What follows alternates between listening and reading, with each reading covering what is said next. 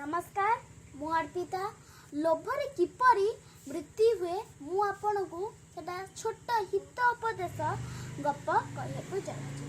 भैरव नामक एक शिकारी ताकू मांस खाइबाकू इच्छा हला सेति सी जंगल को गला। जंगल से गोटे हरिण को शिकार कला। ताकू हाथ रे रास्ता रे चली चली आनी कि आसला आले सी गोटे हुष्ट भुष्ट बाहा को देखिला। हरिणटी को तले थोई दिए से बारा को तीर मारिया को चेष्टा कला। बारा सब दौड़ी दौड़ी आसी शिकारी उपरे आक्रमण कला।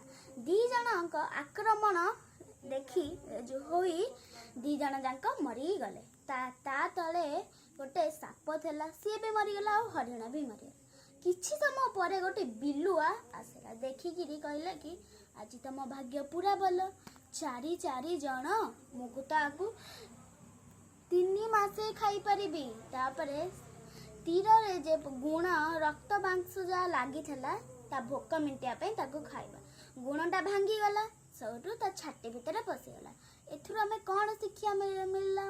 अति लोभर मृत्यु हुए, बेसी संचय करबा उचित।